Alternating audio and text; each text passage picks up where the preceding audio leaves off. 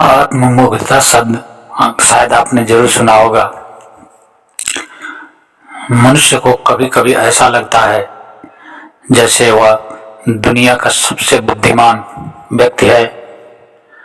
उसके जितना बुद्धिमान, उसके जितना काबिल इंसान दुनिया में दूसरा कोई नहीं है। और कभी कभी उसके सामने ऐसी परिस्थितियां पैदा होती हैं कि उसे स्वतः दिखाई देने लगता है कि वह कितना बौना है और उसका अस्तित्व इस पूरे जगत में एक तिनके से अधिक नहीं है। कभी कभी ऐसी परिस्थितियां आदमी के जीवन में अवश्य आती हैं और ये परिस्थितियां उसे सिखाती हैं कि मनुष्य चाहे जितना भी बड़ा हो जाए, जितना भी बुद्धिमान हो जाए, जितना भी काबिल हो जाए, जितना भी सफल हो जाए, पर उसका अस्तित्व इस जगत में 8 अरब की अगर आज के जनसंख्या की बात करें तो 8 अरब लोगों में उसका जितना हिस्सा है उससे अधिक कुछ भी नहीं है। लेकिन वह आदमी के समझ में बहुत देर से आती है, जब बात बिगड़ जाती है, जब पानी सिर से ऊपर निकल जाता है तब यह बात समझ में आती है। और इसीलिए सुकरात ने कहा था कि मुझे यह बात बहुत देर से समझ में आई कि मैं कुछ नहीं जानता हूँ। और जैसे जैसे आदमी जीवन में प्रोग्रेस करता है उसे ऐसा लगता है कि वो सब बहुत कुछ जानता है, सबसे अधिक जानता है। लेकिन जैसे जैसे उसके बुद्धि का प्रसार होता है तब उससे महसूस होता है कि मैं कुछ भी नहीं जानता था, जानना एक भ्रम मात्र था, जानता कुछ भी नहीं था, लेकिन जानने का भ्रम जरूर पैदा होता था। हम सबके जीवन में कभी कभी ऐसी परिस्थितियां पैदा होती हैं, कभी कभी ऐसी समस्याएं सामने आकर खड़ी हो जाती हैं जहां पर हम अपने आप को बहुत छोटे पाते हैं और तब हमारा सारा अहंकार टूटकर शीशे की तरह बिखर जाता है और तब हम महसूस करते हैं कि हमारी बुद्धि कितनी छोटी थी, जिसे हम इतना बढ़ा चढ़ा करके समझ रहे थे, जिसे दुनिया का सबसे होनहार व्यक्ति समझ रहे थे, जिसे दुनिया का सबसे शक्तिशाली और बुद्धिमान व्यक्ति समझ रहे थे, वह कितना छोटा है, कितना कमजोर है, कितना मुलायम है। यह कभी कभी परिस्थितियां आदमी को बहुत कुछ सिखा जाती हैं। यह जीवन बड़ा अजीब है। कहते हैं area of the life are very strange. जिंदगी के दायरे बड़े अजीब होते हैं। जिंदगी कब किस मोड़ पर कहाँ ला करके खड़ी कर दे यह कह पाना बहुत ही मुश्किल है, क्योंकि कहा जाता है कि मनुष्य परिस्थितियों का दास है। जैसी परिस्थितियां होती हैं मनुष्य को उसी परिस्थिति के अनुसार अपने को ढालना पड़ता है, या दूसरे शब्दों में यूं कहें कि परिस्थितियों के अनुसार आदमी को ढलना पड़ता है।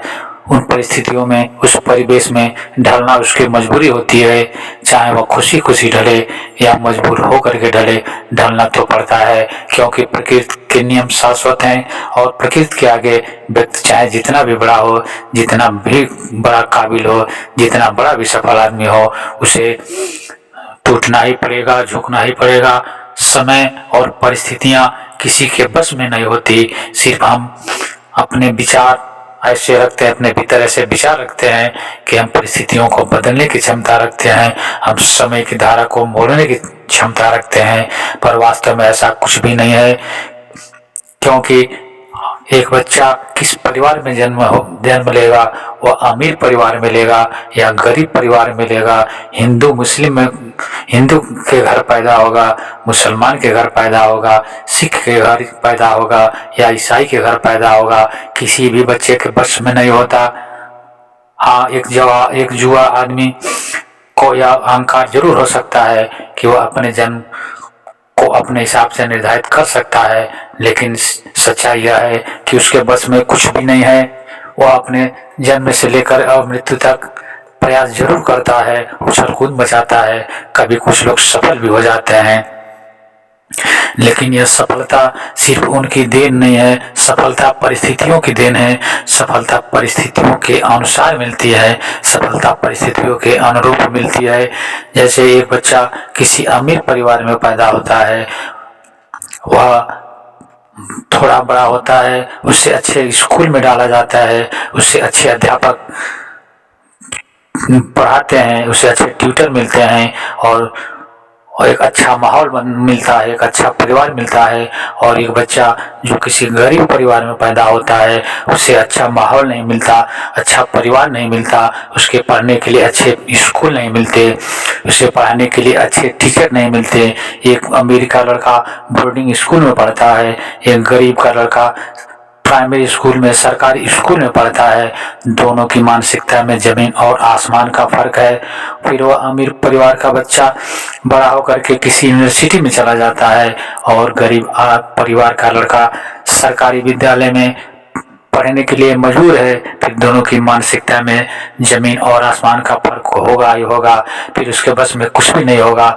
इसलिए उस अमीर और गरीब के बच्चे के बीच का जो फासला है उसमें उन दोनों का कोई योगदान नहीं, कोई दोष भी नहीं, क्योंकि यह परिस्थितियां हैं जो दोनों के बीच में एक लंबी फासला पैदा बना रखी है, या परिस्थितियां हैं।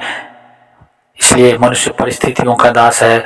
सफलता भी परिस्थितियों की देन है।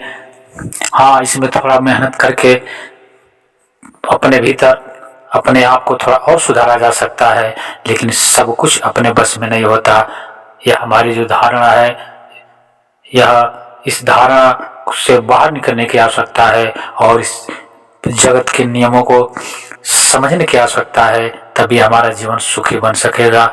आप अभी तक अगर आपने मेरे इस वीडियो को लाइक नहीं किया है तो लाइक करें, मेरे विद्रोही चैनल को सब्सक्राइब करें। मिलते हैं अगले वीडियो में एक नए विषय के साथ। तब तक के लिए नमस्कार, जय हिंद, जय भारत, वंदे मातरम।